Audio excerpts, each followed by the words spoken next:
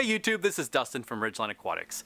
In this video, we're going to be talking about order Zoantharia, specifically the families of Zoanthus and Polythoa. Now, some of you may be thinking, what? Poly who? You may know them by their common name, button polyps. These soft corals are collectively called zoanthids. They are incredibly common in the aquarium trade, and prices can range from a couple dollars for an entire rock of zoanthids to several $100s for a single polyp. Many people love them because of their incredible colors. Some people collect them because of their names. Imagine having friends over. One looks in your tank and says, "Hey, what's that one called?" You reply with, "Oh, that's a Valentine's Day massacre." Next to it is a radioactive dragon's eye, and behind that is a Green Bay Packer. The names of these zoanthids are almost as colorful as the corals themselves. Zoanthids are a great beginner coral and are often the first coral recommended for new hobbyists. They are very hardy and will generally do well under a wide range of conditions. Zoanthids tend to prefer low to moderate water flow and light. Zoanthids are very responsive to their environment, and by looking at the behavior of your polyps, you can generally tell if they are happy or not. Happy zoanthids will remain open all day and will be lightly moved by the current in your tank.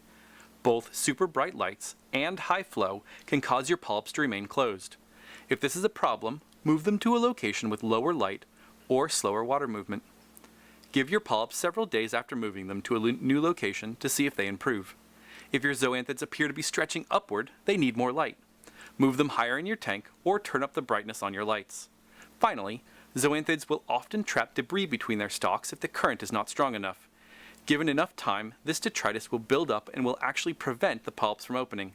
Either add more water flow, or once every so often, use a turkey baster or power head to blow the polyps clean. Zoanthids will typically do just fine with minimal care. However, some species will color up and grow much better if given coral food once or twice a week. Watch your coral to see if it actually eats. Some species are gluttonous eaters, while others do not seem to want food at all. We use Reef, Coral Frenzy, and also feed the milky supernet left over from frozen fish food. We have noticed significantly improved growth rates. As with any food, be careful not to overdo it. The last thing I want to talk about are the potential problems with keeping zoanthids, mainly pests and palytoxin. There are a wide variety of pests that can potentially come in on new zoanthid polyps. It is important to dip, quarantine, and inspect new additions daily for unwanted hitchhikers. If some polyps remain closed while others open, it is a good bet that something is disturbing them. Zoanthid-eating nudibranchs, sea spiders, and sundial snails are common pests to watch for. If you buy your zoas from a reputable dealer like Ridgeline Aquatics, in theory, you shouldn't have any problems. At Ridgeline Aquatics, we would not sell any zoanthids if even one pest was discovered in our system. Thankfully, that hasn't happened yet.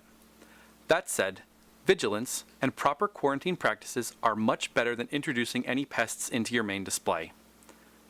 Finally, palytoxin is an important thing to be aware of when handling zoanthids. This is one of the most dangerous natural toxins on Earth, and it is released by certain species of zoanthids when they are cut or roughly handled. It can cause numbness, headaches, and in high enough concentrations, death. I have been handling zoanthids almost daily for over a decade and have never had a problem with this toxin, so it isn't something that should put you off zoanthids. However, it should be in the back of your mind. Gloves and protective eyewear are important, especially when cutting zoanthids. Better safe and slightly paranoid than wind up in the hospital. Hopefully this helps you care for your zoanthids. Be sure to check out our website at www.ridgelineaquatics.com. Have a great day.